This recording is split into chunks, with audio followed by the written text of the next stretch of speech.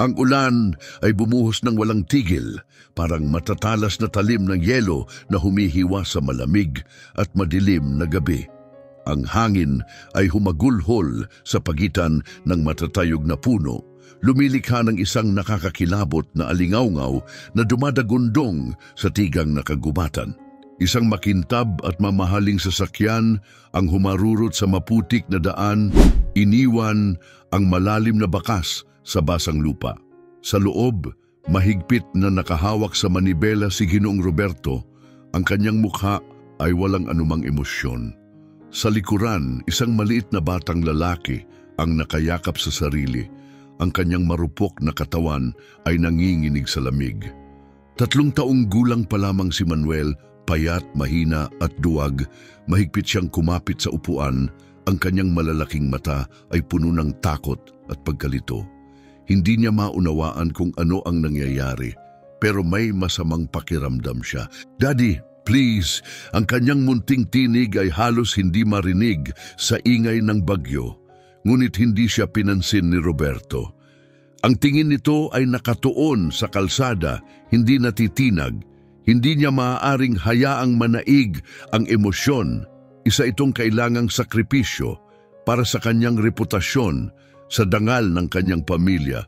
Wala siyang puwang sa mundo para sa isang mahina at may kapansanang anak.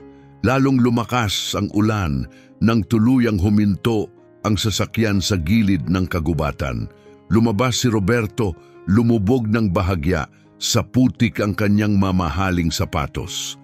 Malalim siyang huminga, pinipilit na itaboy ang anumang pag-aalinlangan, wala nang atrasan. Binuksan niya ang pinto sa likuran. Tumitig sa kanya si Manuel, may bahid pa rin ng tiwala sa inosente niyang mga mata. "Bumaba ka."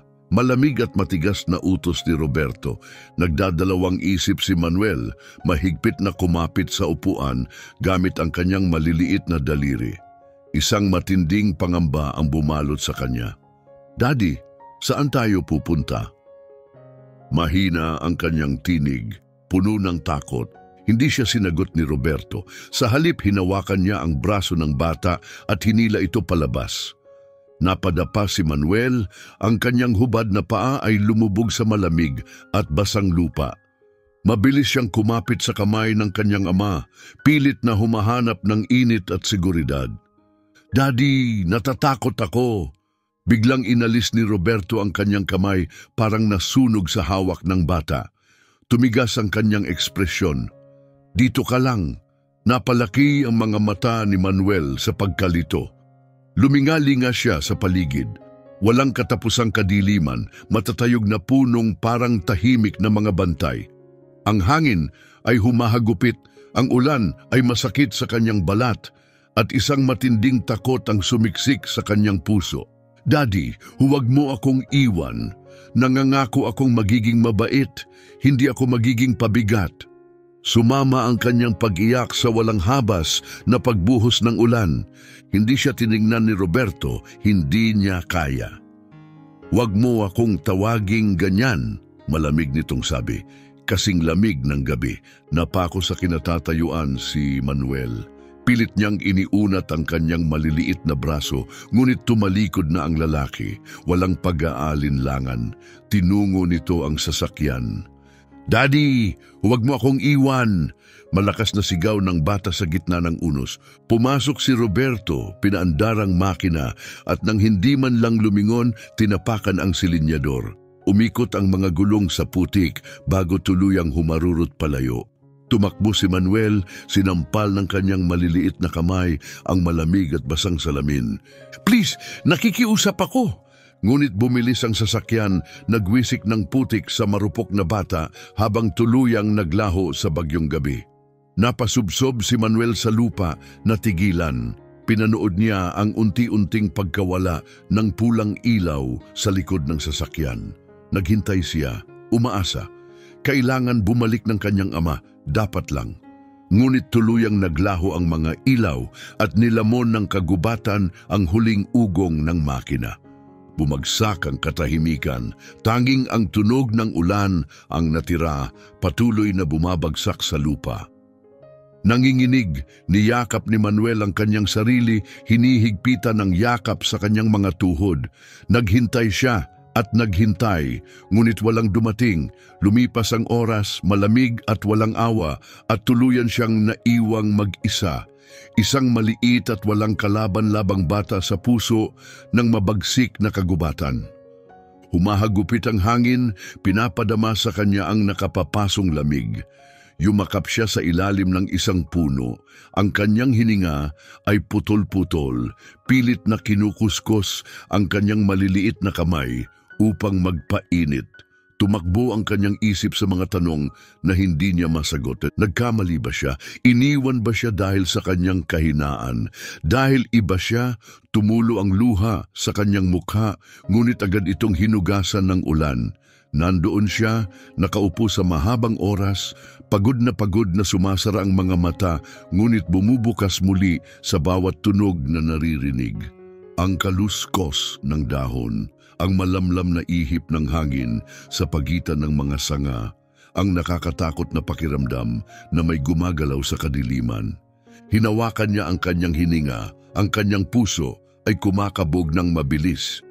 May mga anino sa pagitan ng mga puno. Mga pares ng kumikinang na mata ang lumitaw sa dilim. Pinanindigan siya ng takot. Kumalam ang kanyang sikmura, sumisigaw sa gutom, ngunit wala siyang makain.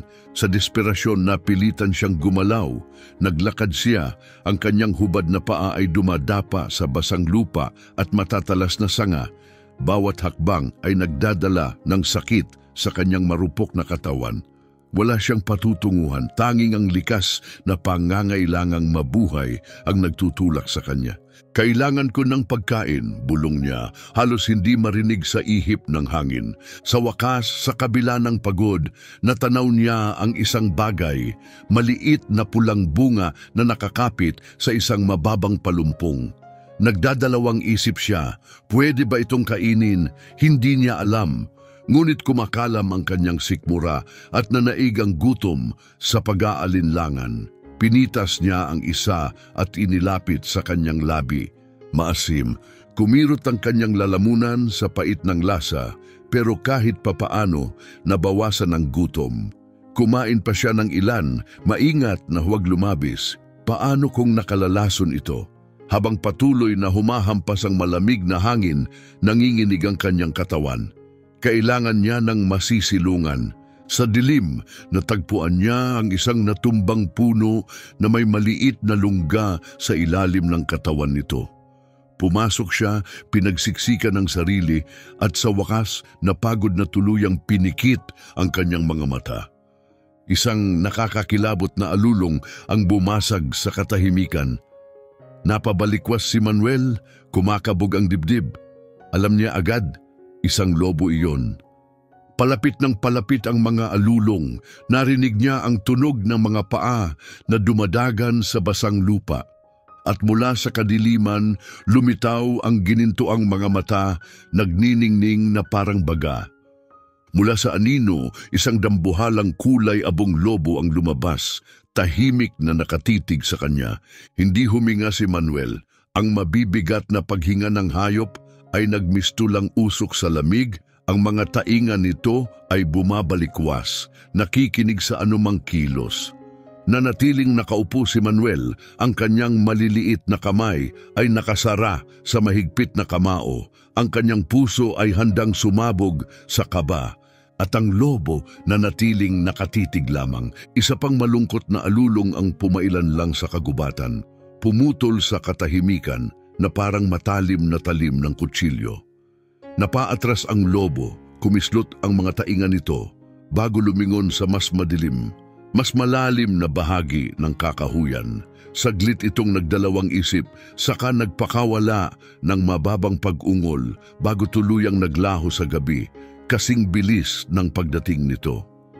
Nanatiling nakapako sa kanyang pwesto si Manuel, habol hininga, ang kanyang maliliit na kamay ay mahigpit na nakakuyom hanggang sa mamutla ang kanyang mga kamao.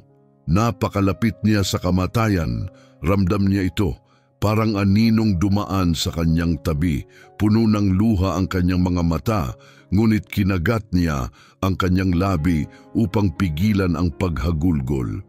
Hindi siya maaaring maging mahina. Kung gusto niyang mabuhay, kailangan niyang maging matatag. Pagsapit ng bukang liwayway, ang malamlam na liwanag ng araw ay halos hindi nakapagbigay ng init sa malamig at basang kagubatan. Dahan-dahang dumilat ang mga mata ni Manuel, naninigas ang kanyang katawan sa ginaw. Ang kanyang damit ay mabigat sa natuyong putik. Bawat parte ng kanyang katawan ay masakit. Ang kanyang sikmura ay pilit na umiikot sa matinding gutom. Ang kanyang lalamunan ay tuyong-tuyo. At kahit ang pinakamaliit na galaw ay nagpapadala ng matinding sakit sa kanyang mga buto. Dahan-dahan siyang gumapang pasulong, sinusuong ang mga natumbang sanga at matigas na lupa. Ang kanyang mapurol at pagod na mga mata ay naghahanap ng kahit anong makakain. Ngunit walang awa ang kagubatan. Walang pagkain, walang malinis na tubig. Tanging pagod lamang ang bumibigat sa bawat hakbang niya. Wala siyang ideya kung gaano na siya katagal naglalakad. Alam lamang niya na ang kanyang hubad na mga paa ay sugatan na, dumudugo dahil sa matatalim na bato sa lupa. Bumibigat ang kanyang katawan, unti-unting nauubos ang kanyang lakas. Kung magpapatuloy ito, hindi na ako magtatagal, naisip niya. Bigla, isang kakaibang tunog ang bumasag sa tahimik na umaga, ang ritmo ng mga sapatos ng kabayo na tumatama sa lupa. Mahinang itinaas ni Manuel ang kanyang ulo. Malabo na ang kanyang paningin dahil sa sobrang panghihina. Papalapit ang isang karwaheng hila ng kabayo. Hinila ng tagapagpatakbo nito ang renda, pinapabagal ang takbo ng sasakyan. Isang lalaking mukhang matigas ang loob, may magulong itim na buhok at may bigoting hindi masyadong inayos ang bumaba mula rito. Ang matalim niyang mga mata na tatabunan ng anino mula sa kanyang malapad na sombrero ay matamang tumitig sa nanghihinang bata sa harapan niya. Alejandro ang kanyang pangalan. Isang palaboy sa kalikasan, si Alejandro ay nabubuhay sa anino ng lipunan, sangkot sa iligal na mga gawain at madilim na transaksyon. Ngunit sa araw na ito, iba ang kanyang maskara, ang maskara ng isang mabait na estranghero. Inabot niya ang kanyang ulo, bahagyang nakayuko habang tinatanaw ang maliit na batang balot ng dumi. Kumunot ang kanyang noo. "Anong meron dito?" Isang bata, mag-isa sa gitna ng gubat. Ang kanyang tinig ay may bahid ng malasakit pero may kung anong hindi mabasa sa kanyang tono.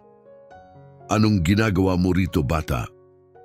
Itinaas ni Manuel ang kanyang walang buhay, pagod na tingin, ngunit hindi nagsalita. Wala na siyang lakas upang sumagot. Bumuka ang kanyang mga labi ng bahagya, ngunit walang lumabas na salita. Napabuntong hininga si Alejandro at bumaba mula sa karwahe. Lumuhod siya sa harapan ng bata, sinuring mabuti ang kanyang kalagayan. Napansin niya ang mga sugat at pasa, pati na ang dugo ang mga paa nito. Aba, sino bang matinong tao ang iiwan ang isang bata rito? Bulong niya, umiling na parang gulat. "Huwag kang mag-alala, bata, hindi kita sasaktan." Hindi gumalaw si Manuel. Wala siyang lakas upang tumakas at wala na rin siyang natitirang enerhiya upang lumaban. Nakatayo lang siya ron, hindi alam ang gagawin. Hinaplos ni Alejandro ang gusot na buhok ng bata, malumanay. "Gutom ka?" Sa mismong pagbanggit ng pagkain, malakas na kumalam ang sikmura ni Manuel. Natawa si Alejandro. Ibig sabihin, oo yan. Itinuro niya ang karwahe, may banayad ng ngiti sa kanyang labi. "Halika, dadalhin kita sa nayon, may pagkain at tubig doon." Nagdalawang isip si Manuel, kumislap sa kanyang isipan ng isang alaala. Noong ipinangako ng kanyang ama na dadalhin siya sa isang ligtas na lugar, sa isang mas mabuting mundo. Pero sa halip, iniwan siya. Paano kung ganito rin ang lalaking ito? Ngunit muling gumuhit ang matinding gutom sa kanyang tiyan at hindi na siya nakapag-isip ng maayos. Dahan-dahan siyang tumango. Lumawak ang ngiti ni Alejandro. Walang sinayang na oras. Binuhat niya ang bata at ipinasok sa karwahe. Hindi niya alam kung bakit naglalakad mag-isa ang bata sa kagubatan, pero isang bagay ang tiyak. Kapag walang naghahanap sa isang bata, madali itong maging biktima. Ang Willow Creek ay isang maliit na nayon sa gilid ng kagubatan. Luma at sira-sira na ang mga bahay nakatayo ng dikit-dikit sa maputik na mga lansangan. Ang mga tao rito ay gumagalaw na parang anino. Ang kanilang mga mata ay puno ng bigat ng buhay, walang sigla. Dinala ni Alejandro si Manuel sa kanyang bahay, isang simpleng kahoy na kubo sa dulo ng nayon. Sa loob, inilapag niya sa harapan ng bata ang isang matigas na piraso ng tinapay at isang tasa ng tubig. "Kain ka," aniya, nakasandal sa kanyang upuan. "At habang kumakain ka, sabihin mo sa akin ang pangalan mo." Nagdalawang isip si Manuel. Mahigpit niyang hinawakan ang tinapay, ngunit hindi agad kumagat. Ang kanyang mga mata ay nakatutok kay Alejandro, puno ng pag-aalinlangan. Napansin ni Alejandro ang kanyang pagdadalawang isip, kaya't tumawa ito ng mahina. "Relax ka lang, bata. Mapagkakatiwalaan mo ako. Hindi kita sasaktan." Hindi sumagot si Manuel, pero lumalakas ang kanyang gutom. Hindi pa man nag-iisip ang kanyang isipan, kumilos na ang kanyang katawan. Pinilas niya ang tinapay at isinubo ito, halos mabilaukan sa bilis ng kanyang pagnguya. Pinagmasdan siya ni Alejandro, may lihim ng ngiti sa kanyang mga labi. "May bahay ka ba?" tanong nito. Napako si Manuel. May tahanan pa ba siya? Alam niya ang sagot. Wala, mahinang bulong niya. Humugot ng malalim na hininga si Alejandro, kunwaring naaawa. Ang hirap niyan, bata. Yumuko siya, inilapat ang siko sa mesa. "Pero ganito na lang. Kung mananatili ka rito, may bubong kang masisilungan, may pagkain kang kakainin, at tuturuan kita kung paano mabuhay." Makinis, mapangakit ang kanyang tinig. Tahimik na nanatili si Manuel. Hindi niya pa alam, pero kakalabas lang niya mula sa isang bangungot, papunta sa isa pang mas madilim, mas malupit na bangungot. Noong una, naniwala siyang nakahanap na siya ng tahanan, ng kaligtasan. Hindi na niya kailangang magpalaboy sa lamig, hindi na niya kailangang mangalap ng pagkain sa ligaw. Binigyan siya ni Alejandro ng tirahan, tinapay at tubig. Pero unti-unting nabasag ang ilusyon. Hindi tagapagligtas si Alejandro. Isa siyang kriminal, isang smuggler na nabubuhay sa madilim na mundo. Ang kanyang kabaitan ay may kapalit. Hindi siya isang bata sa paningin nito. Isa siyang gamit, isang kasangkapan. Isang umaga, inihagis ni Alejandro sa kanya ang isang lumang sako. "Kunin mo yan," utos nito. Napakurap si Manuel. "Anong gagawin ko dito?" Iniling ni Alejandro ang ulo, ngumiti ng bahagya habang ngumunguya ng tinapay. "Pumunta ka sa palengke at mamalimos." Napalunok si Manuel. "Mamalimos?" Tumango si Alejandro, hindi man lang nababahala. Mas madali makakuha ng pera kapag bata ang humihingi. Kailangan mo lang magmukhang kawawa, umiyak ng kaunti at darating ang pera. Nakatitig si Manuel sa sako, mas mahigpit ang pagkakahawak. Hindi niya gustong gawin ito, pero alam niyang kapag tumanggi siya, wala siyang makakain. At sa unang pagkakataon sa kanyang buhay, lumabas siya sa mataong lansangan. Ang kanyang maliit na katawan ay nakahalubilo sa dagat ng mga hindi pamilyar na mukha. Hindi niya alam na ito pa lamang ang simula ng panibagong bangungot. Ang pamilihan ng Willow Creek ay isang magulo at siksikang lugar. Umaapaw ang mga tindahan ng sariwang gulay, karne, isda at segunda manong damit, habang ang matapang na halimuyak ng nabubulok na lamang dagat at bagong lutong tinapay ay sumasama sa hangin, lumilikha ng amoy na nakakasuka. Naglakad si Manuel sa maputik na daanan, ang kanyang malalaking mata ay maingat na sinusuri ang walang katapusang agos ng mga taong dumaraan. Hindi niya alam kung ano ang dapat niyang gawin. Dapat ba siyang umupo at umiyak? Dapat ba niyang hilahin ang manggas ng isang estranghero at magmakaawa? Ang tanging sigurado siya ay ang matinding gutom na kumakain sa kanyang sikmura. Napaigkas siya sa sakit ng masamyo niya ang mabangong amoy ng iniihaw na karne sa bukas na apoy. Pumuslit ang taba sa nagbabagang uling, nagpapakawala ng nakakagutom na halimuyak na halos pinahina ang kanyang tuhod.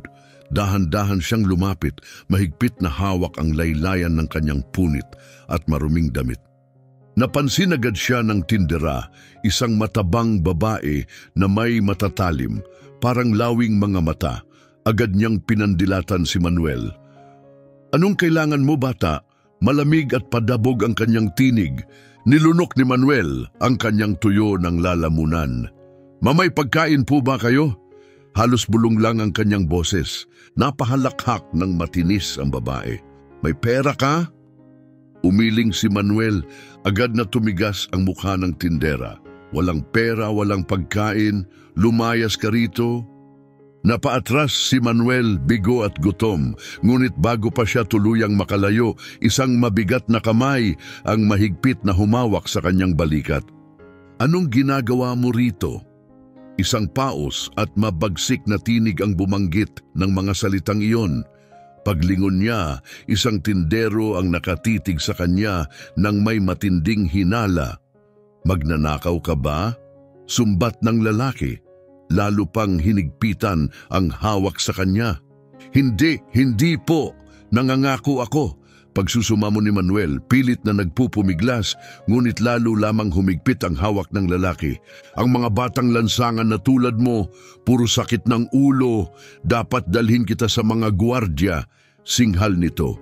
Sa pagbanggit ng mga gwardya, matinding takot ang bumalot kay Manuel. Lalong lumakas ang kanyang pagpupumiglas, ngunit wala siyang laban sa lakas ng lalaki. Biglang lumitaw ang isang pangkat ng mga bata, puno ng pang-uuyam ang kanilang mga mata. Mas matanda sila kaysa sa kanya, marahil 8 o 9 na taong gulang, ngunit walang kahit katiting na awa sa kanilang mga mukha.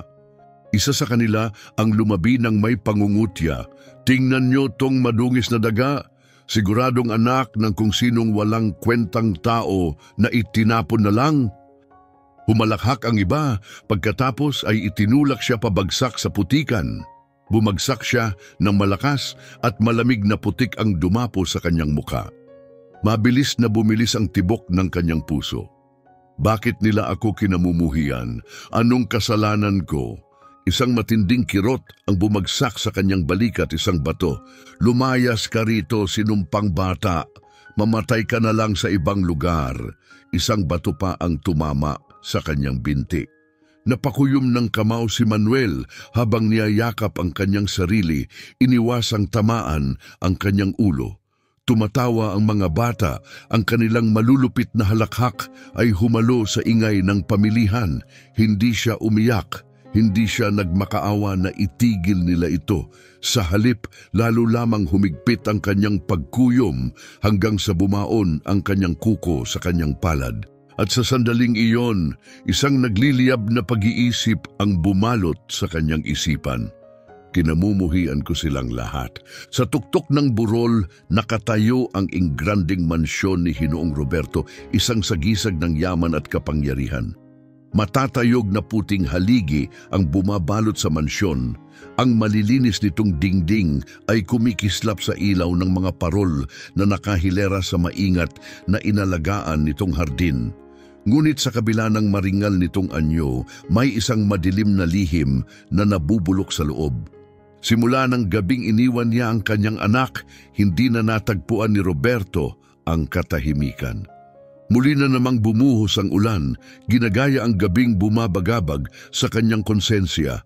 Mag-isa siyang nakaupo sa kanyang maringal na silidaklatan, iniikot ang baso ng whisky sa kanyang kamay, nakatitig sa kumikislap na apoy sa harap niya. Pilit niyang pinaniwala ang sarili na tama ang kanyang naging desisyon. Wala siyang ibang pagpipilian. Ang isang lumpo ay isang kahihiyan, isang di karapat-dapat na tagapagmana, isang dungis sa marangal nilang pangalan, at gayon paman, patuloy na bumabalik sa kanyang isipan ang tinig ng batang iniwan niya. Ama, please, wag mo akong iwan. Napakuyom ng panga si Roberto, lalong humigpit ang hawak niya sa baso. Guni-guni lang ito, wala na iyon. Matagal nang tapos ang bahaging iyon ng buhay ko.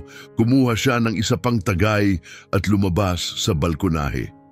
Hinampas ng malamig na hangin ang kanyang mukha. Dala ang amoy ng ulan at basang lupa. Sa ibaba, bumuka ang lungsod. Daan-daang buhay ang nagpapatuloy. Walang kamalay-malay sa kanyang nakaraang kasalanan.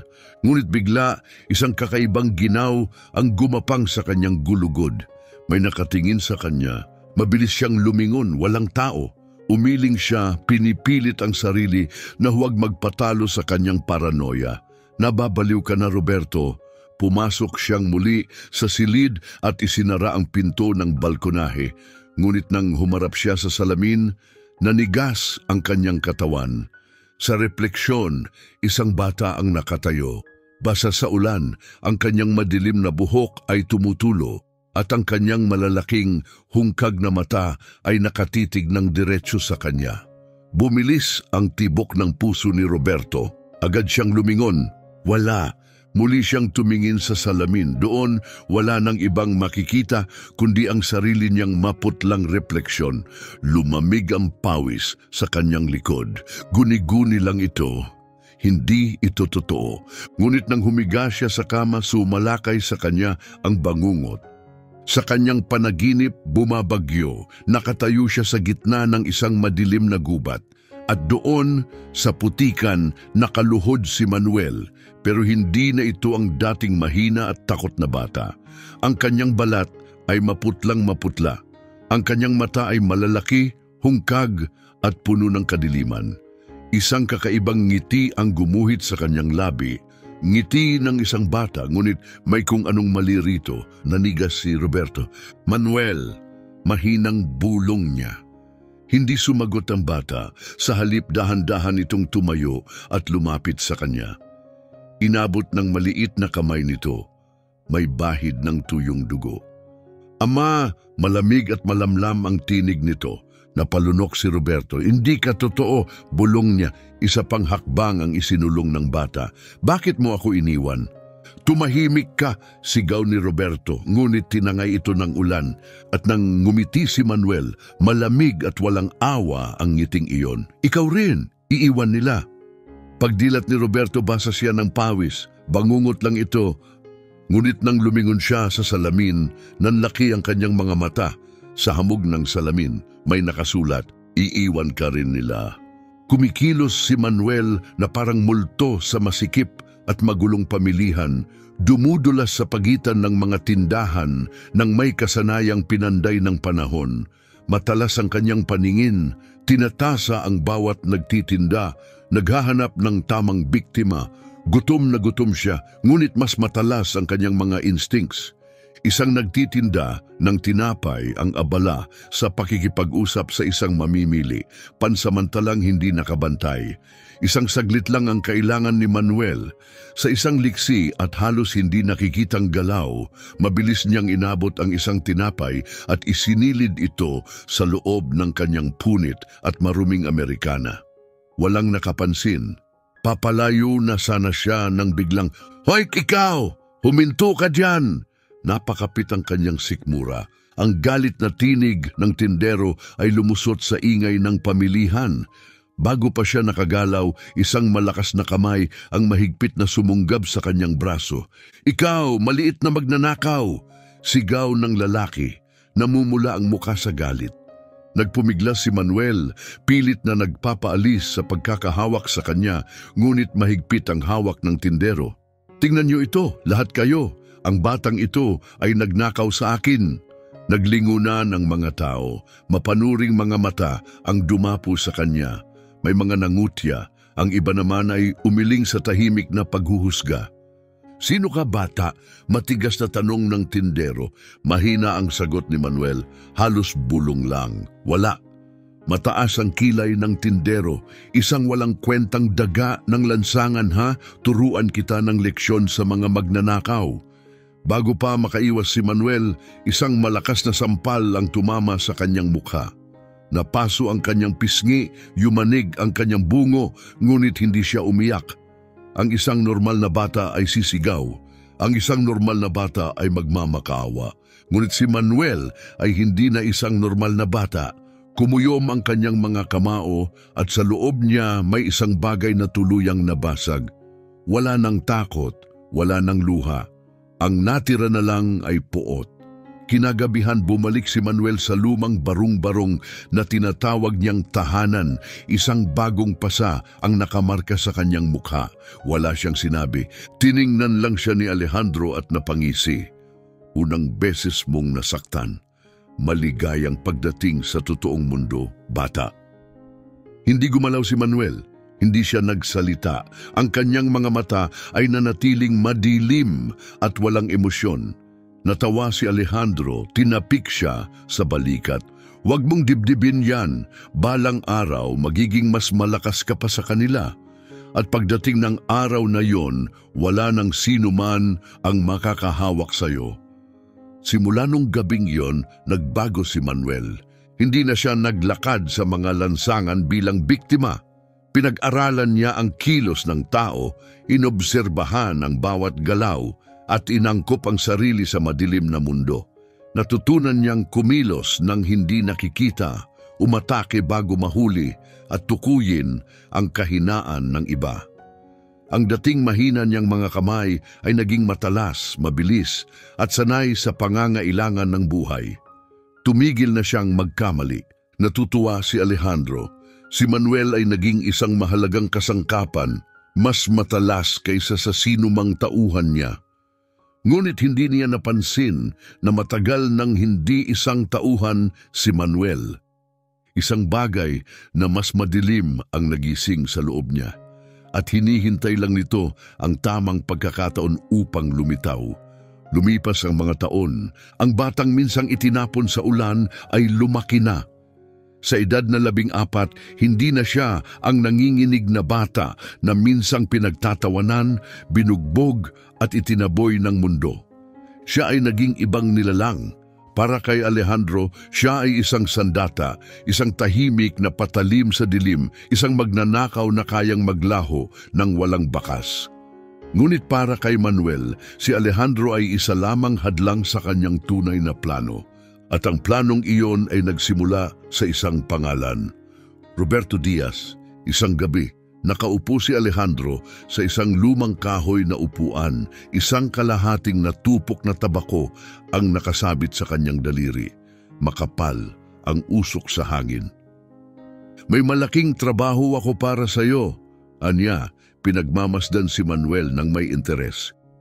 Isang matandang mayaman ang kailangan ng isang taong magnanakaw ng kumpidensyal na dokumento mula sa isang gusaling gobyerno. Kapag nagawa natin ito, yayaman tayo. Sumandal siya, pinasayaw ang tabako sa pagitan ng kanyang mga daliri. Ikaw ang gusto kong gumawa nito. Bahagyang tumagilid ang ulo ni Manuel. Trabaho na ganito kalaki, bakit ako? Mas marami kang mas matandang tauhan para diyan. Ngumisi si Alejandro. Bata, hindi ka na mahina, may kakayahan ka na. Tumango si Manuel. Hindi siya interesado sa pera ni Alejandro.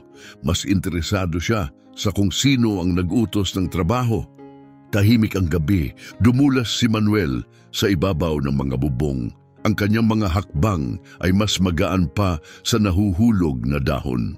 Ilang araw niyang pinag-aralan ang seguridad, kinabisado ang mga galaw ng mga gwardiya at inaral ang mga ruta ng pagtakas.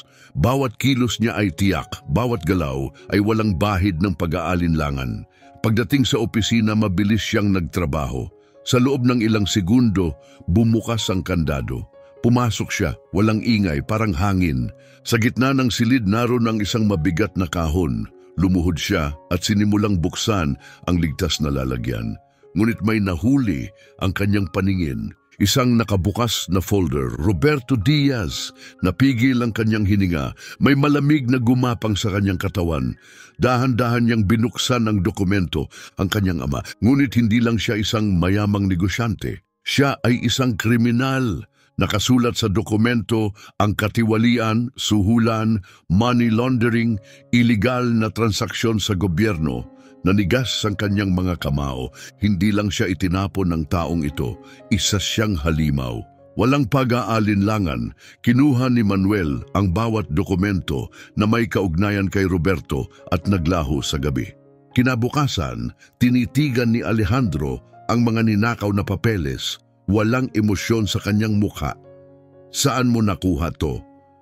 Nakapamulsa si Manuel, nakasandal sa dingding.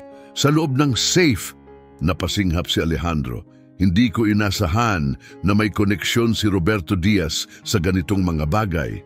Tumitig ito sa kanya. Gusto mo ng pabuya? Umiling si Manuel.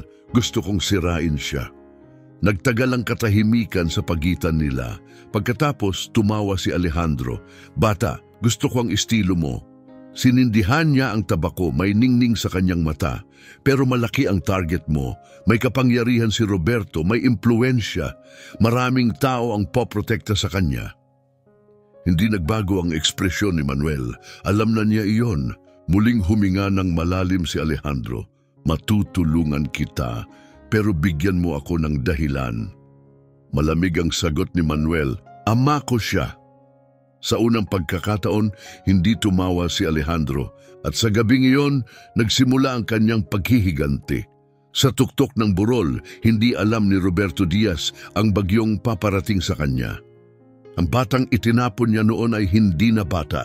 Siya na ngayon ang kanyang pinakamatinding bangungot. Muling isinuksok ni Manuel ang kanyang kamay sa bulsa at hinugot ang isang luma at gusgusing litrato.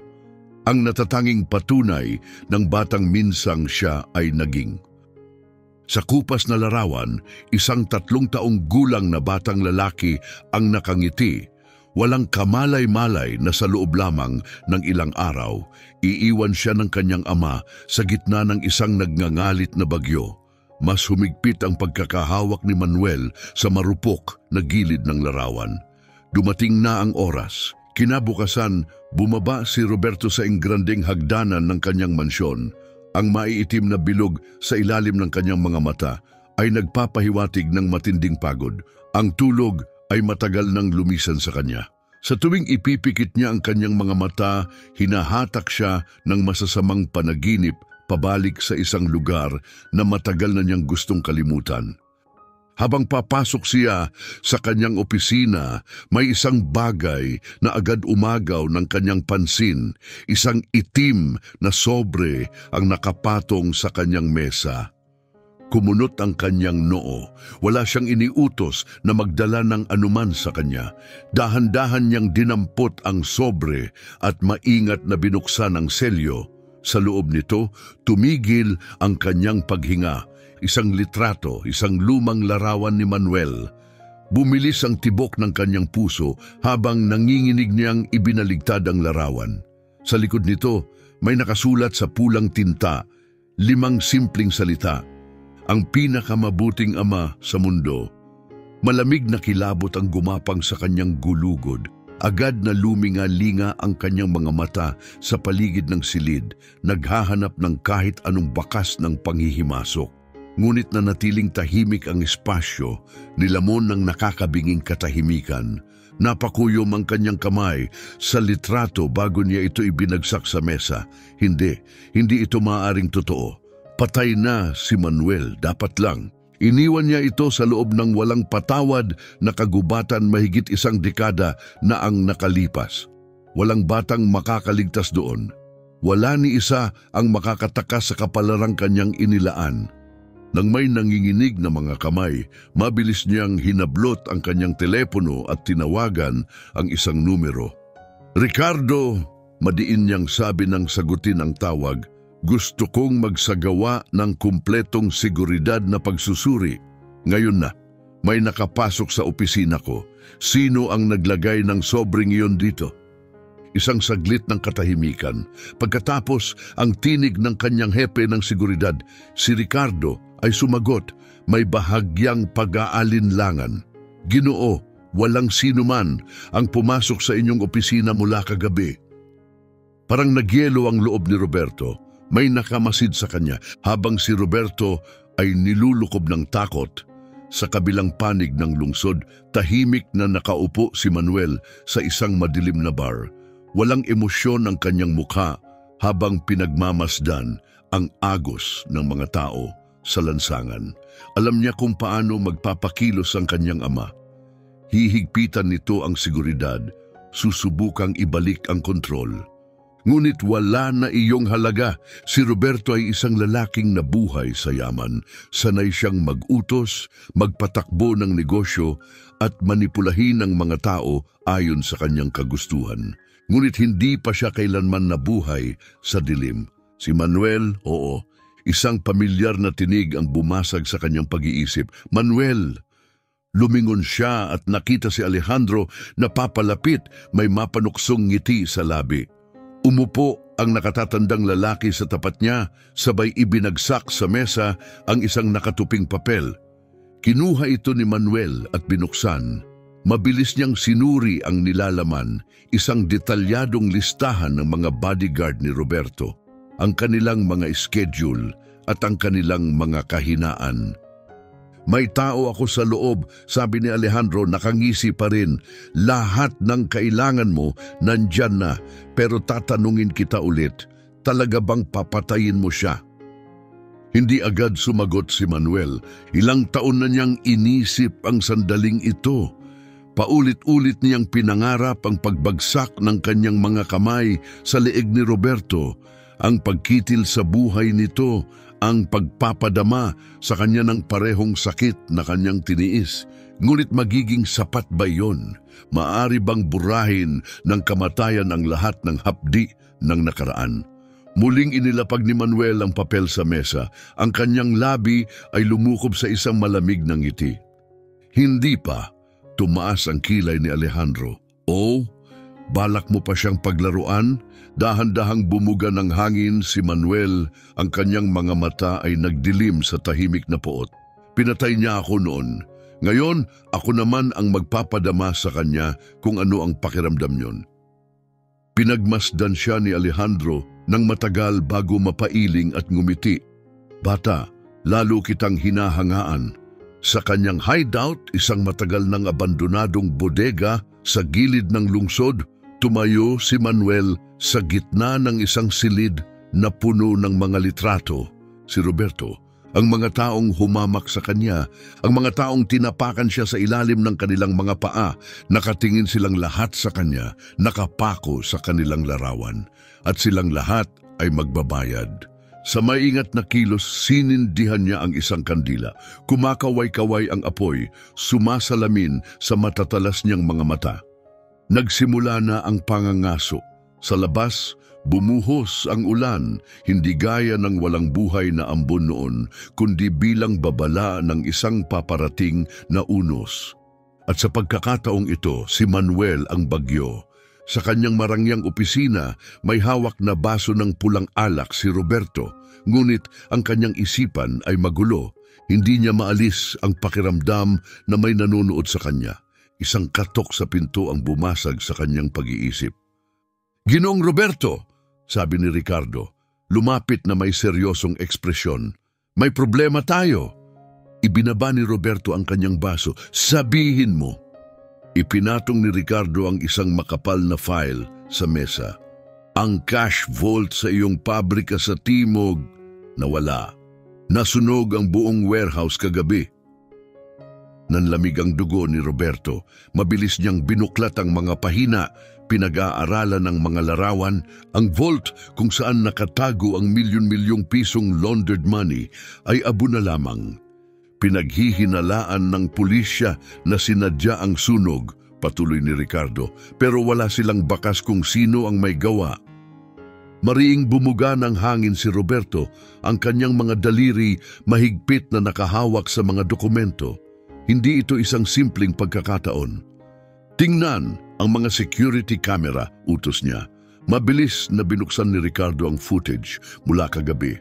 Karamihan sa mga camera ay na-disable. Ngunit sa isa sa mga natitirang clip, isang figura ang gumalaw sa dilim. Malabo ang mukha. Masyadong maingat ang kilos. Bago tuluyang mawala, isang marka ang iniwan nito sa pinto ng vault. Pula nakapinta sa abo. NSS nanginginig ang kamay ni Roberto habang tinitigan ang mga titik. Hindi na niya kailangang ipaliwanag. Manuel. Tumingala si Manuel sa napakalaking mansyon. Ang ingranding arkitektura nito ay mistulang isang monumento ng kayamanan at kapangyarihan ni Roberto. Sa ngayon, natanggap na ang mensahe. Alam na ni Roberto na paparating ang bagyo, ngunit hindi niya ito hahayaang mamatay agad. Hindi masyadong maawain iyon. Kailangan munang mawala ang lahat sa kanya.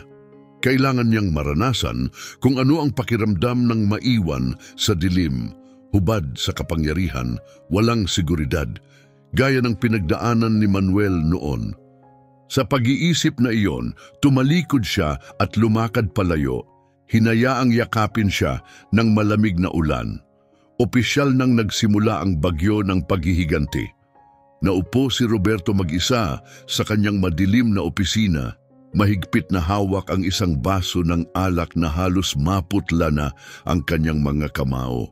Ang malambot na liwanag ng desk lamp ay bahagyang tumutulak sa anino na tila unti-unting pumapalibot sa kanya. Maghapon na siyang nakakulong sa kwartong ito, ang kanyang isip ay patuloy na bumabagsak sa bigat ng lahat ng nangyari. Isang anak na inakala niyang patay na ang bumabalik sa kanya, parang isang multo. Nagsimula nang lumabo ang realidad at hindi na niya matukoy kung alin ang totoo at alin ang guni-guni. Buhay ba talaga si Manuel? O isa lamang siyang pangitain, isang resulta ng kanyang konsensya at mga gabing walang tulog? Pinahigpit ni Ricardo ang seguridad, ngunit hindi iyon nagdala ng kahit anong ginhawa. Ang pangamba ay parang lubid na unti-unting humihigpit sa kanyang dibdib at sa kaniya narinig ang boses. Ama, pakiusap! Pumikit si Roberto, pilit na itinataboy ang tinig, ngunit mas lumakas ito. Ama! Sa isang iglap, may galit siyang hinagis ang baso sa kabilang panig ng silid. Tumilapon ito sa sahig at nabasag. Ang amber na likido ay lumubog sa pagitan ng mga siwang ng kahoy. Ngunit patuloy pa rin ang tinig sa kanyang isipan. Gino! Mabilis na pumasok si Ricardo, ang mukha nito puno ng pag-aalala. Ginoong Roberto, ayos lang po ba kayo? Hingal na hingal si Roberto, ang kanyang katawan ay nanginginig. Wala, sigaw niya, wala, umalis ka na lang. Saglit na nag-alinlangan si Ricardo bago sumunod, iniwan si Roberto na nalulunod sa sarili niyang takot. Makalipas ang isang linggo, dumating ang balita. Isa sa mga pabrika ni Roberto sa dulo ng lungsod ay sinalakay. Milyong-milyong pisong halaga ng produkto ang ninakaw o sinira. Nasa conference room si Roberto, napapalibutan ng kanyang mga tagapayo at mga armadong bantay. Ang kanyang tinig ay mababa, puno ng galit. Sino ang may pakana nito? Sinong may lakas ng loob na lumaban sa akin? Nagpalitan ng tingin sina Ricardo at isa sa mga tagapayo bago nag-atubili. Gino, may nakita po kami. Nanigas ang panga ni Roberto. Ano? Sa isang sulok ng pabrika, pagpapatuloy ni Ricardo, may isang titik na ipininta gamit ang pulang pintura. S. Tahimik ang buong silid. Mabilis na tumayo si Roberto, ang kanyang mga mata naningkit. Siya na naman, hindi na siya makakain, hindi na rin makatulog. Gabi-gabi, nararamdaman niyang may nakatingin sa kanya. Minsan, bigla siyang nagising at binuksan ang pintuan ng kanyang kwarto, kumbinsidong hindi siya nag-iisa. Ngunit palaging wala namang tao. Nalusaw siya sa paranoia. Iniutos niya kay Ricardo na maglagay ng mas maraming kamera. Tinakpan ng surveillance ang buong mansyon. Ngunit nang suriin niya ang footage, wala. Normal ang lahat maliban sa isang pagkakataon. Isang saglit kung saan may anino na dumaan sa may pasukan, malabo, hindi matukoy, ngunit walang dudang naroon. Tinitigan ni Roberto ang monitor, bumibigat ang kanyang dibdib. Hindi na si Manuel ang mahina at inabandonang bata noon. Lumaki siya, naging iba siya, naging hindi na mahawakan. Isang umaga nagising si Roberto at may natagpuan siyang liham sa kanyang kama. Bumagsak ang kanyang sikmura. Mahigpit ang seguridad, walang sino man ang maaaring makapasok sa kanyang silid nang hindi namamalayan. At gayon paman, narito ito. Sa nanginginig na mga daliri, binuksan niya ang liham. "Ama, maghanda ka." Bumagsak si Roberto sa kama, nanginginig ang buong katawan. Ang lahat ng inakala niyang hindi matitinag, ang kanyang kayamanan, kanyang seguridad, kanyang kapangyarihan, ay unti-unting nadudurog sa kanyang mga palad. Ngayon, isang tanong na lamang ang natitira. Ano ang gusto ni Manuel? Nakatayo si Manuel sa ilalim ng anino ng isang matayog na gusali. Ang kanyang tingin nakatuon sa nagliliwanag na mansyon sa tuktok ng burol. Alam niyang unti-unting nagkakawatak-watak si Roberto, ngunit ito pa lamang ang simula. Kailangan niyang maramdaman ang lahat ng kanyang tiniis, ang kawalan ng magagawa, ang kahihiyan, ang mabagal, gumagapang na pagkaunawa na walang darating upang iligtas siya. Hindi nagmamadali si Manuel. Pumikit siya, hinayaan ng malamig na ulan na dumampi sa kanyang balat. Matagal na niyang hinintay ito. Ngayon, si Roberto naman ang nalulunod sa takot. Tinitigan ni Roberto ang sarili niyang refleksyon. May isang lalaking nakatayo sa harap niya, ngunit hindi na siya ang dating siya. Ang dating malinis niyang buhok ay may puting hibla na. Ang kanyang mukha, minsang puno ng kumpiyansa, ay ngayon ay hungkag at lumalim.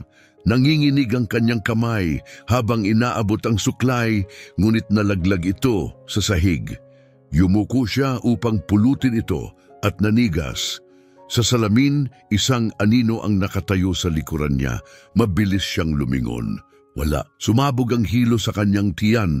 Isa na naman ba itong guni-guni? O may mas nakakatakot pang nangyayari? Sa basement ng mansyon, isang pangkat ng mga bayarang tauhan ang nakaupo ng tahimik. Walang emosyon ang kanilang mga mukha, ang katapatan nila ay nasa perang ibinayad ni Roberto. Bumaba si Roberto sa hagdan, ang kanyang matalas na tingin ay tumingin sa kanila. "Gusto kong lahat kayo ay alerto," utos niya. "Walang matutulog ngayong gabi." Tumango ang leader ng grupo, isang malapad na lalaking may mukhang walang bakas ng emosyon. "Naglagay na kami ng motion sensor sa bawat pasukan. Walang makakapasok ng hindi namin namamalayan." Tumango si Roberto, ngunit sa loob-loob niya, wala siyang kapayapaan. Alam niyang paparating si Manuel. At sa unang pagkakataon sa kanyang buhay, alam niyang wala siyang magagawa upang pigilan ito. Sa ilalim ng isang matandang puno sa burol, nakaupo si Manuel, pinagmamasdan ang nagliliwanag na mansyon. Alam niyang naghihintay sila sa kanya, naghahanda. Hindi iyon mahalaga. Mula sa kanyang bulsa, inilabas niya ang isang lumang litrato ni Roberto. Sa ibabaw nito, nakasulat sa matapang na tinta ang isang mensahe. Panahon na para magbayad. Muling tumingin si Manuel sa mansyon. Lumalim ang gabi at ang mansyon ay nabalot ng katahimikan. Sa basement, nanatiling hindi gumagalaw sina Ricardo at ang kanyang mga bantay. Itinuring nilang wala lang ang paranoia ni Roberto, isang tanda ng unti-unting pagguho ng kanyang isipan. Ngunit bigla, isang tunog, isang banayad, maingat na langit-ngit ng bahagyang bumukas ang pinto ng basement. Isang anino ang humaba sa hagdan, nakatayo sa may bungad. Hindi sapat ang mahina at dilaw na liwanag mula sa pasilyo upang ilantad ang mukha nito, ngunit nagsisigaw ang instinct ni Ricardo. "Hinto!" Sigaw niya, itinutok ang kanyang baril. "Sabihin mo kung sino ka." Nanatiling tahimik ang figura, unti-unting bumaba ng isang hakbang. Mabagal, sinadya. Humigpit ang hawak ni Ricardo sa kanyang baril. Huling babala, isa pang hakbang at babarilin kita. Ngunit hindi pa rin ito tumigil. Sa halip, isang tinig ang lumabas mula sa dilim, mababa, malamig at nagpadala ng kilabot sa buong silid. May buhay siyang utang sa akin. Napalunok si Ricardo, kumirot ang sikmura niya sa narinig. Ang hangin sa paligid ay lumamig, tila naging mas mabigat. Ang figura ay lumapit pa, unti-unting lumalabas sa liwanag, at sa wakas, nasilayan niya ang mukha nito. Isang maputlang ngiti. Kumusta, Ricardo? Matagal na tayong hindi nagkikita. Napaatras si Roberto, nanlalalim ang kanyang paghinga para bang biglang naubusan ng hangin ang silid. At naroon siya. Si Manuel ay nakatayo ng hindi gumagalaw, ang kanyang mukha hindi maipinta. Ngunit sa kanyang mga mata, may isang bagay na matagal nang naipon sa kailaliman ng poot. Nagsalita si Roberto, ngunit wala na ang lakas sa kanyang tinig. Isang bulong na puno ng takot. Manuel, parang isang sumpa ang pangalang lumabas sa kanyang bibig. Isang multong bumulong sa hangin. Bahagya lang gumalaw ang labi ni Manuel, ngunit ang tinig niya ay dumaan sa katahimikan na parang talim. Ama, isang salita lamang, ngunit bumigat ito sa hangin. Dala ang bigat ng libu-libong hindi nasabi. Napalunok si Roberto, pawisan ang kanyang mga palad sa baril na hawak pa rin niya. Ngunit ang kapit niya rito ay mahina, hindi matatag. Ako, hindi ko alam kung ano ang sasabihin ko, pautal niyang wika. Desperadong humahanap ng salita, ng paliwanag, ng kahit ano. Lumapit si Manuel. Kung ganun, huwag ka nang magsalita. Napasinghap si Roberto. Walang emosyon sa tinig ni Manuel. Sapat na ang sinabi mo, 11 taon na ang nakalipas. Sinabi mo na ang lahat ng iwan mo ako sa bagyo. Kumislot ang mga daliri ni Roberto, ngunit ang baril sa kanyang kamay ay nanatiling nakaturo sa sahig. Hindi niya ito maitaas, hindi niya ito maiputok. Manuel, makinig ka sa akin. Pilit niyang pinatatatag ang kanyang tinig, sinusubukang bawiin ang kanyang autoridad. Ngunit hindi siya binigyan ni Manuel ng pagkakataon. Wala kang maaaring sabihin na makakabago sa kahit ano. Ngayong magkalapit na sila, nasilayan ni Roberto ang mga peklat sa mukha ng kanyang anak, mga marka ng isang buhay na hindi niya kailanman nakita, mga sugat na iniwan niya. Bahagyang tumagilid ang ulo ni Manuel. Iniwan mo ako. Pinilit mo akong lumaban mag-isa sa isang mundong walang awa. Inakala mo bang mabubura mo yon? Napasinghap si Roberto, pilit binabawi ang kontrol. Manuel, alam kong nagkamali ako. Alam ko yon. Pero kung papatayin mo ako, hindi ka nito bibigyan ng kapayapaan. Ngumiti si Manuel, isang malamig, walang buhay na ngiti. Sino ang nagsabing papatayin kita? Naputol ang paghinga ni Roberto. Muling lumapit si Manuel. Ang kanyang tinig hindi nagbabago, walang bahid ng galit, kundi kasiguraduhan. Ayokong mamatay ka? Hindi pa. Hindi ito banta. Hindi ito sigaw ng galit. Ito ay isang pahayag ng katotohanan. Gusto kong maramdaman mo ito. Dumilim ang kanyang mga mata. Gusto kong maranasan mo ang parehong nakakasakal na takot. Ang parehong kawalan ng pag-asa. Ang parehong sakit na iniwan mo sa akin. Umiling si Roberto desperado. Hindi mo naiintindihan, Manuel. Ginawa ko lang ang kailangan kong gawin. Wala akong ibang pagpipilian. Ginawa ko ito para protektahan ang pangalan natin, ang dangal ng pamilya. Tumawa si Manuel. Isang walang siglang puno ng pangungutyang tawa. Dangal! Ang kanyang tinig ay matalim, puno ng lason. Palagi kang may pagpipilian. Hindi siya natinag, hindi siya nagduda. Maaari kang maging isang ama. Bumukas ang bibig ni Roberto, ngunit walang lumabas na salita. Maaari mo akong ipagtanggol, pero sa halip inuna mo ang sarili mo. Patuloy ang titig ni Manuel, hindi bumibitaw. Itinapon mo ako dahil mas madali iyon. Lumingon si Roberto, ang hiya ay gumuhit sa kanyang pagod na mga mata. Akala mo patay na ako, hindi ba? Bahagyang ngumiti si Manuel. Akala mo na wala na ako, na hindi na ako babalik. Lumapit siya, halos pabulong na. Pero nabuhay ako at ngayon narito ako upang ipaalala sa iyo, hindi ka makakatakas sa ginawa mo. Nanghina ang tuhod ni Roberto. Manuel, pakiusap, mahina niyang bulong. Nagsisisi ako. Saglit may kumurap sa mga mata ni Manuel, hindi kapatawaran kundi sakit. At pagkatapos nawala ito, tumigas muli ang kanyang ekspresyon. Ang pagsisisi mo ay walang ibig sabihin. Ang tinig niya ay kalmado, ngunit sa ilalim nito may isang bagay na hindi matanggal, isang sugat na hindi na muling maghihilom. Hindi mabubura ng pagsisisi mo ang 11 taon ng paghihirap. Hindi mo na maibabalik ang ninakaw mo. Iniabot ni Roberto ang kanyang kamay para bang may inaabot isang bagay kahit ano. Hayaan mong itama ko ang lahat. Walang sagot si Manuel at saka siya lumakad palayo. Manuel! Ngunit hindi siya tumigil, hindi siya lumingon. Tahimik siyang lumabas ng pinto, tuluyang naglaho sa dilim ng gabi. Ang mansyon ay nanatili pa rin, ngunit hindi na ito isang kuta. Ngayon isa na lang itong hungkag na shell, puno ng mga multong hindi na mawawala. Bumagsak si Roberto sa sahig, hawak ang kanyang muka. Wala na siyang anak, wala na siyang negosyo, isa na lang siyang matandang iniwan sa dilim na siya mismo ang lumikha. Sa isang makipot na eskinita, nakatayo si Manuel sa ilalim ng mahinang ilaw ng isang street lamp. Mahigpit niyang hawak ang maliit na kutsilyo, basa pa sa dugo mula sa isa na namang laban sa ilalim ng mundo. Isa pang walang mukhang kalaban, isa pang buhay na kinitil at wala siyang naramdaman. Matagal nang naghalo ang mga mukha, matagal nang lumabo ang mga sigaw. Ngunit bigla, isang tunog, isang mahinang tinig. Pakiusap, tulungan mo ako. Dumukwang si Manuel at walang kahirap-hirap na binuhat ang payat na bata sa kanyang mga bisig. Napakislot ang bata sa kanyang hawak, ang maliit nitong katawan nanginginig sa takot. Pakiusap, huwag mo akong saktan, mahinang bulong nito, halos hindi marinig.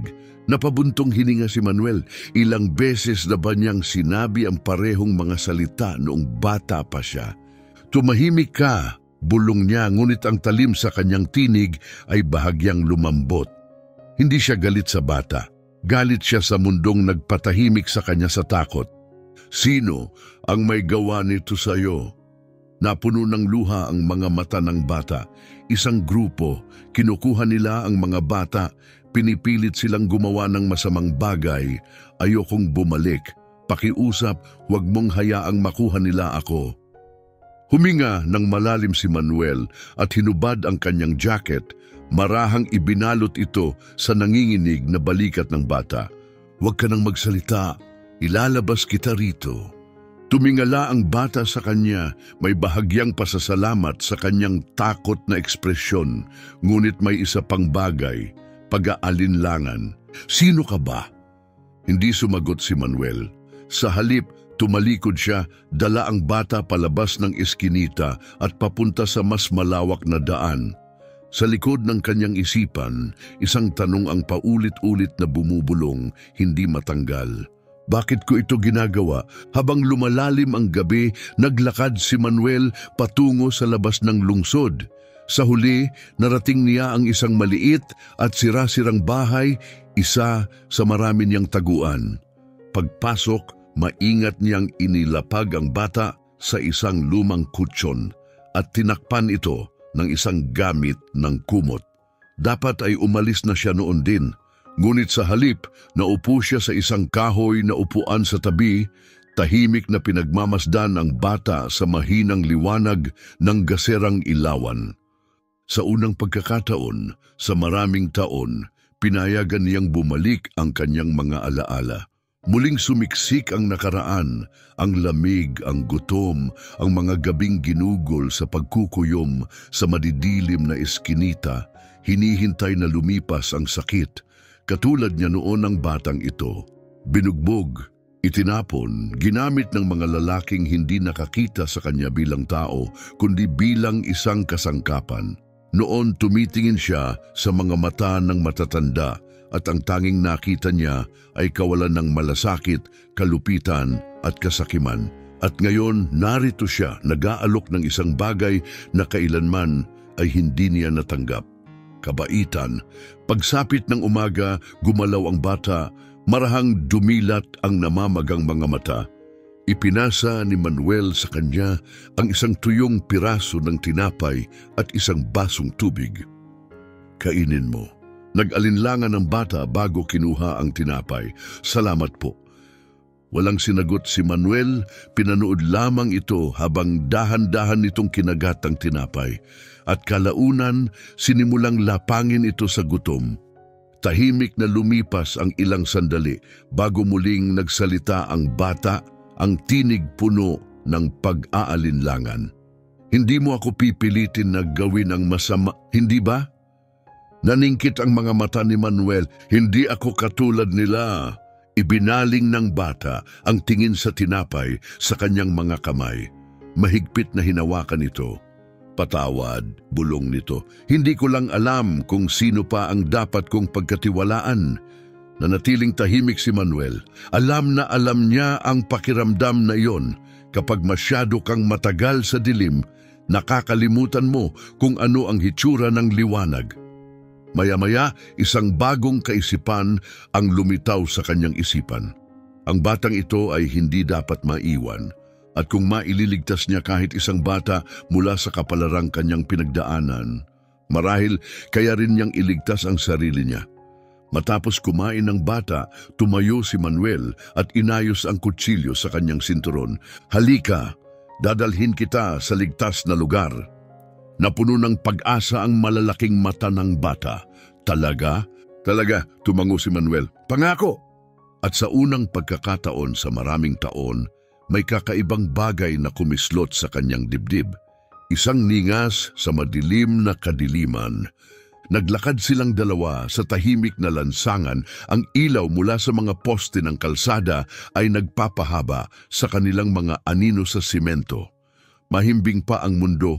Walang kamalay-malay sa maliit, ngunit makapangyarihang kilos ng kabaitan na nagaganap bago sumikat ang araw. Ang malambot na tunog ng mga hakbang ni Manuel ay umalingaw-ngaw sa katahimikan ng lungsod.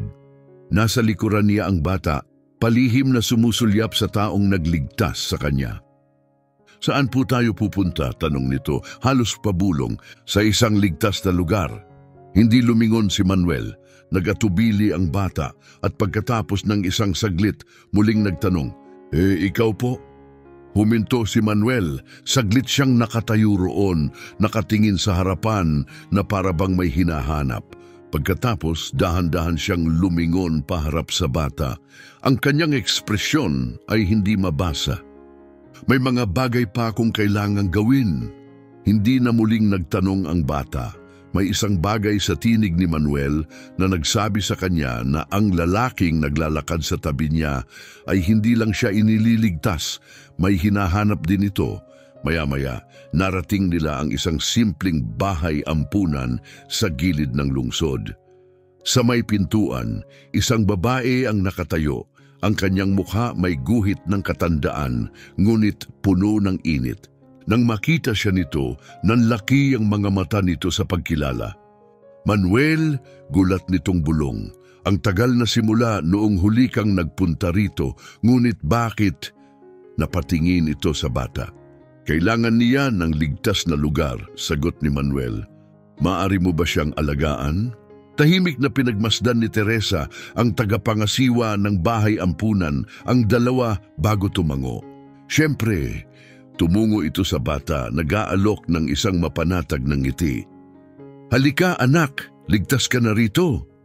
Nag-alinlangan ang bata, saglit pang lumingon kay Manuel. Salamat po. Tumigil siya. Hindi mo po sinabi ang pangalan mo? Bahagyang yumuko si Manuel, ang kanyang tinig mahina ngunit matatag. Tawagin mo na lang akong Manuel. Tumango ang bata. Salamat Manuel. At sa huling sulyap, pumasok ito sa loob. Naiwan si Manuel sa harapan ng bahay ampunan, pinagmamasdan ang pagsasara ng pinto. Ang dilim ng gabi ay nananatili pa rin, ngunit sa di kalayuan, unti-unting sumisilip ang liwanag ng umaga. Dahan-dahan siyang huminga, ibinulsa ang kanyang mga kamay at tumalikod. Ang kabutihang ito ay hindi bubura sa nakaraan. Hindi nito mababawi ang mga tao ng sakit o ang mga multong patuloy na bumabagabag sa kanya. Ngunit marahil ito ang simula. Sa matatag na hakbang, bumalik si Manuel sa lungsod, muling naglaho sa mga anino. Ngunit sa pagkakataong ito, hindi na lang siya basta tumatakas, may patutunguhan na siya. Nanatili si Manuel sa labas ng bahay ampunan, nakatayo sa malamig na hangin ng gabi kahit matagal nang nagsara ang pinto. Humihip ang hangin, pinapalipad ang kanyang mahabang Amerikana. Hindi niya lubos na maunawaan kung ano ang nagtulak sa kanya upang dalhin ang bata roon. Tanging alam lang niya, sa unang pagkakataon sa maraming taon, may ginawa siyang tama, ngunit isang mabuting gawa ay hindi sapat upang baguhin ang isang buhay na tulad ng kanya. Ang nakaraan ay nakakapit pa rin sa kanya gaya ng isang bakal na kadena. Hinihila siya pabalik sa dilim. May mga kaaway pa ring nagtatago sa anino, nagmamasid, naghihintay. Patuloy pa ring nag-aalab ang kanyang kaluluwa sa paghihiganti na hindi kailanman tuluyang namatay. At si Alejandro, ang taong humubog sa kanya, bumali sa kanya, gumamit sa kanya, ay buhay pa rin. Naniniwalang siya pa rin ang may hawak ng mundo. Tinuruan siya ni Alejandro kung paano mabuhay, ngunit siya rin ang gumawa sa kanya bilang isang sandata. At ngayon, oras na upang pagbayaran iyon. Habang dahan-dahang lumilitaw ang liwanag ng umaga sa abot tanaw, bumalik si Manuel sa lungsod. Diretso ang kanyang mga hakbang patungo sa isang pamilyar na madilim na bar, isang lugar na madalas tambayan ni Alejandro tuwing gabi. Sa loob, nakaupo si Alejandro sa isang sulok ng bar, malakas na tumatawa kasama ang grupo ng kanyang mga tauhan. Ngunit sa sandaling pumasok si Manuel, agad na lumipat ang tingin ni Alejandro sa kanya. Manuel, tawag nito, ang boses malakas, nangingibabaw sa ingay ng bar. Ang tagal nating hindi nagkita, paano ka na? Lumapit si Manuel, hinila ang isang upuan at umupo sa harap ni Alejandro. Walang emosyon sa kanyang mukha. Buhay pa ako, sagot niya ng malamig. Bahagyang yumuko si Alejandro, pinag-aaralan siya. Narinig kong may sarili ka ng operasyon. Ni hindi mo man lang ako binati. Nakakapanlumo naman. Matahimik na tumawa si Manuel, isang walang siglang tawa. Nakakapanlumo, natuto ako mula sa iyo, Alejandro, kung paano makaligtas, kung paano lumaban. At ngayon, hindi na kita kailangan. Humalahak si Alejandro, pinalakpak pa ang kanyang mga kamay. Yan ang gusto ko sa iyo. Alam kong darating ang araw na lalakas ka ng ganyan. Pero ngayong nandito ka sa harap ko bilang isang kalaban, sayang na sayang. Lumapit si Manuel, bahagyang ibinaba ang kanyang tinig. Ibig sabihin, alam mo na kung ano ang susunod na mangyayari. Hindi ba? Unti-unting nawala ang ngiti ni Alejandro, naningkit ang kanyang mga mata. Sa tingin mo, kaya mo akong tapatan?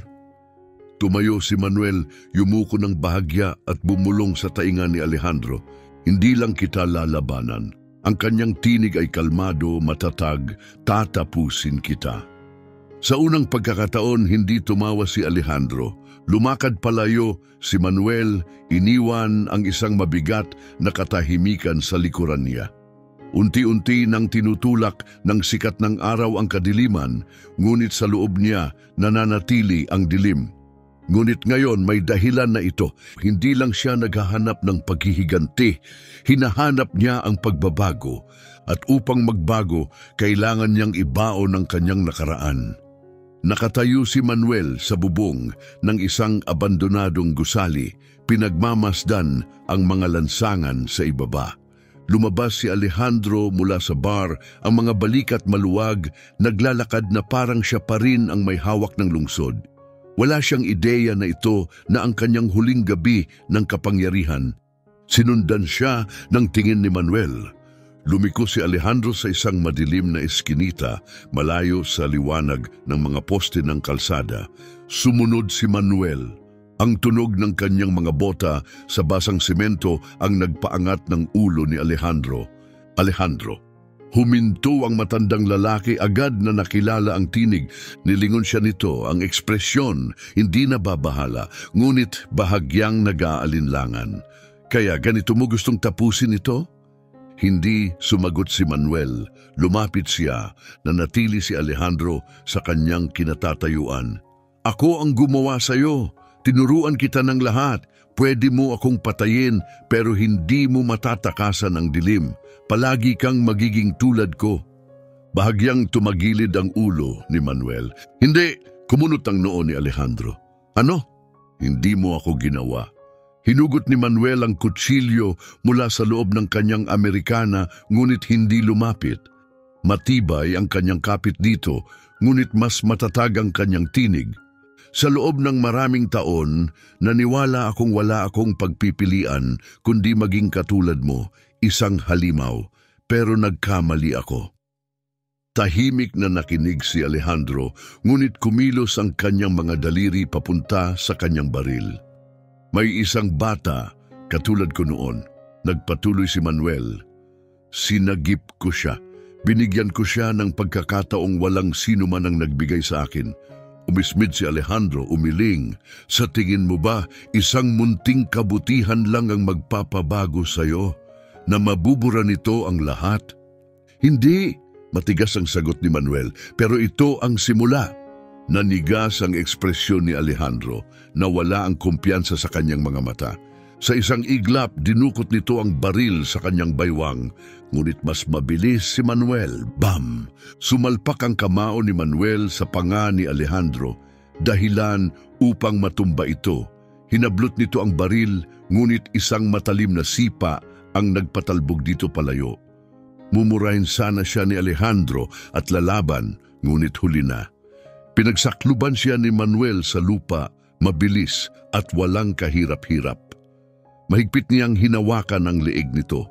Sa unang pagkakataon, si Alejandro ang nasa talunan. Gawin mo na, garalgal na sabi ni Alejandro. Gusto mong patayin ako, di ba? Sige, tapusin mo na.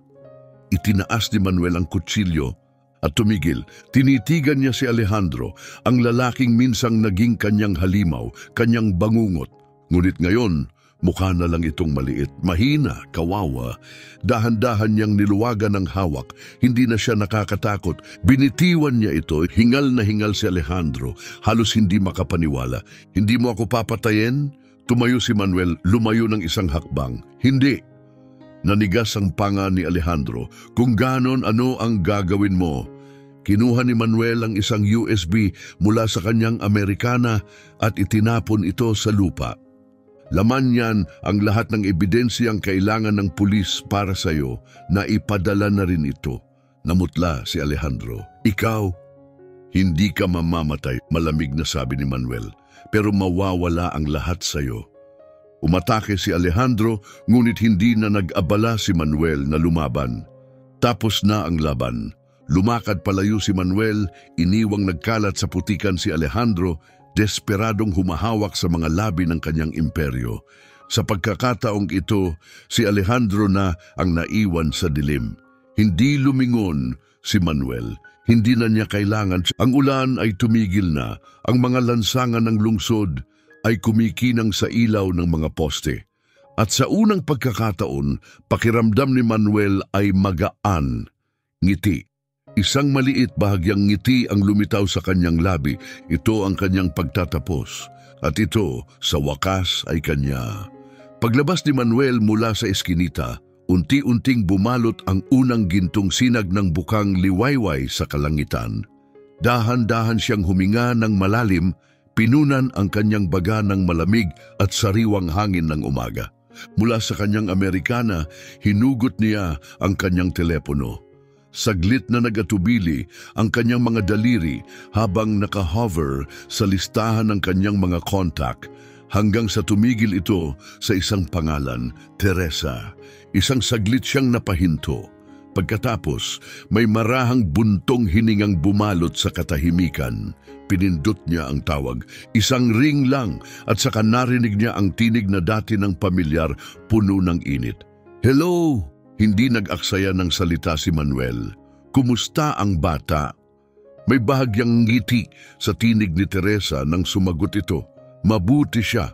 Kahapon tinanong niya ako kung babalik ka pa." Nanatiling tahimik si Manuel, inangat niya ang tingin sa langit, kung saan unti-unting naglalaho ang huling bakas ng dilim. At sa isang tinig na halos pabulong sinabi niya, "Siguro." Pagkatapos, ibinaba niya ang tawag. Sa unang pagkakataon sa kanyang buhay, naramdaman ni Manuel ang tunay na kalayaan. Hindi nagtapos ang kwentong ito sa paghihiganti, nagtapos ito sa isang desisyon. Isang batang minsang pinabayaan, sinaktan, sinira at itinapon sa mga lobo ay piniling hindi hayaan ang kanyang nakaraan na diktahan ang kanyang kinabukasan. Si Manuel ay naglakbay sa kadiliman, ngunit sa huli, pinili niyang lumakad patungo sa liwanag. Ang kanyang kwento ay nagtuturo sa atin ng isang mahalagang aral na hindi kailanman paghihiganti ang nag-iisang landas. Sa kabila ng pagtataksil, sa kabila ng pagdurusa, natuklasan niyang ang pinakadakilang kapangyarihan niya ay hindi nasa kanyang kamao, hindi sa kanyang kutsilyo, kundi sa kanyang kakayahang pumili. Dahil ang paghihiganti ay hindi nagdadala ng kapayapaan, pinalalakas lamang nito ang siklo ng sakit at ang pagpapatawad ay hindi kahinaan. Ito ay tunay na lakas. Ang pagbitaw sa puot ang tanging paraan upang maging tunay na malaya. Ang buhay ay binubuo ng mga pagpipilian. Pipiliin mo bang lamunin ng nakaraan o itatayo mo ang iyong kinabukasan? Mananatili ka bang nakakadena sa dilim o lalakad ka patungo sa liwanag? Ginawa na ni Manuel ang kanyang desisyon. Ngayon, ikaw naman. Kung ang kwentong ito ay humipo sa iyong puso, inaanyayahan ka naming i-like at i-subscribe ang aming channel. Ang iyong suporta ang naguudyok sa amin na ipagpatuloy ang pagbabahagi ng makapangyarihang mga kwento tulad nito. Salamat sa pagiging bahagi ng aming paglalakbay. Hanggang sa muli,